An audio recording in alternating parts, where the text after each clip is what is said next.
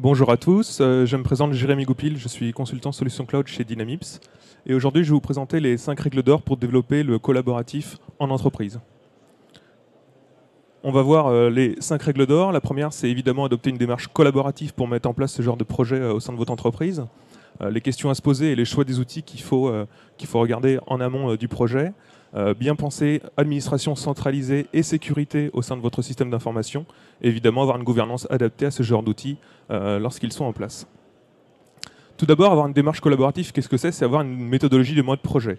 Ça veut dire quoi? Ça veut dire fluidifier les communications, ça veut dire être acteur directement au sein du projet et responsabiliser ces acteurs avec ce que l'on appelle notamment des ambassadeurs. Les ambassadeurs, c'est très important.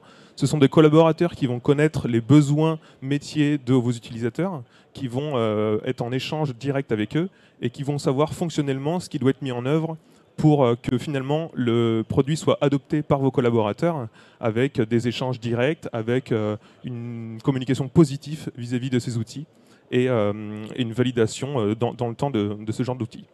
Et il faut évidemment prendre en compte tout l'accompagnement vis-à-vis de ces nouveaux projets, puisque finalement tout le monde n'est pas encore adepte de ces outils, tout le monde n'est pas encore formé à ce genre de travail. Donc il faut évidemment prendre en compte cet accompagnement avec des partenaires en interne et puis avec des formations sur des outils plus dynamiques, type vidéo enregistrée, mise à disposition en interne. Au niveau des choix des outils, on a deux grandes possibilités. La constellation applicative avec des suites comme Microsoft 365 ou G Suite, ou des applications beaucoup plus dédiées, beaucoup plus parcellaires si le besoin est beaucoup plus réduit. On a trois grandes catégories de besoins. On va avoir la production collaborative. J'ai besoin d'échanger des fichiers, j'ai besoin de faire de la coédition, j'ai besoin de partage de notes. On a la communication digitale, donc avec des échanges instantanés type chat, avec des webinars, des réunions à distance. Et puis enfin, la gestion de projet, l'affectation de tâches et puis le suivi. Donc finalement, tout va dépendre évidemment des besoins et de l'évolutivité dans le temps. Si aujourd'hui vous avez un besoin bien précis, potentiellement demain vous allez avoir de plus en plus d'outils à mettre en œuvre. Et donc là, la question se pose entre ces suites collaboratives et les outils individuels. Évidemment, on n'a pas contrairement en général à ce qui se passe par le passé, on n'a pas d'investissement sur ces outils puisque c'est essentiellement des mensualités par collaborateur par mois. Donc il ne faut pas hésiter à faire des tests et puis des retours d'expérience avant de mettre en place ces outils. L'administration centralisée est extrêmement importante à prendre en compte. Toute personne qui gère un système d'information voit bien que ça peut être très vite chronophage d'avoir des consoles d'administration dans tous les sens, sans unification de l'authenticité des utilisateurs. Donc c'est très important de prendre ça en compte et de pouvoir l'intégrer à son système d'information existant.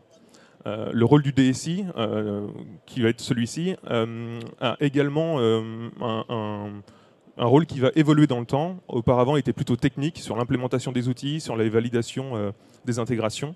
Aujourd'hui, il va plutôt être dans l'usage et dans l'écoute finalement, aussi bien en interne vis-à-vis de ses collaborateurs. Est-ce que mes collaborateurs avancent plus vite au jour le jour grâce à ces nouveaux outils? Est-ce qu'ils sont convaincus et ils utilisent bien ces outils-là? Il va avoir un devoir de conseil évidemment en interne, mais également une oreille plutôt tournée vers l'extérieur, puisqu'il va avoir beaucoup plus d'échanges avec des partenaires, des éditeurs, des prestataires. Et puis finalement une veille technologique beaucoup plus importante, puisque ces outils vont évoluer au jour le jour, et lui de se tenir à jour vis-à-vis de ces éléments-là.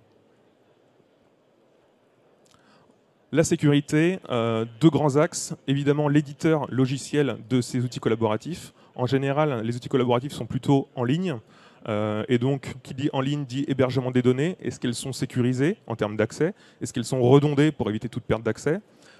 Et est-ce que mon éditeur a finalement mis en place une démarche de conformité vis-à-vis de la RGPD qui est passée l'année dernière? Au niveau de la sécurité plutôt individuelle dans l'entreprise, on va avoir des nouveaux usages, plutôt sur mobile, smartphone, tablette, des usages de mobilité avec ces nouveaux outils-là. Donc la sécurité est d'autant plus importante à mettre en œuvre, puisqu'on avait par le passé pas trop le besoin de sécuriser les smartphones. Donc maintenant, c'est beaucoup plus important. La sécurité demain sera également totalement intégrée vis-à-vis de l'authentification utilisateur. Les identifiants et les mots de passe, c'est la pierre angulaire de demain en termes de sécurité. Avec tout ça, il faut évidemment avoir une gouvernance qui est adaptée au niveau de la stratégie de l'entreprise. Donc j'ai un outil collaboratif qui est souple, qui est évolutif. Si à côté de ça, j'ai que des outils extrêmement fixes, extrêmement rigides, on perd un petit peu de cohérence au niveau de son système d'information. Donc il faut évidemment déclencher une démarche finalement pour mettre en place ces nouveaux outils-là et avoir une cohérence globale en interne. Mais ce n'est pas uniquement des outils informatiques, c'est également de l'humain, que ce soit en termes de communication, avoir une communication transparente au sein de son entreprise, en termes de management, avoir un management adapté, agile finalement au niveau de ses collaborateurs, et puis une rapidité de prise de décision en entreprise qui fait qu'on a une cohérence globale, aussi bien technologique que humaine au sein de son entreprise. Donc c'est toute une culture évidemment à revoir. Voilà pour ces 5 règles d'or. Si jamais vous avez des questions ou vous avez des remarques ou des projets à venir, vous n'hésitez pas à venir nous en parler. On est situé au stand 10 et on a des popcorns, donc il ne faut pas hésiter à venir. Merci.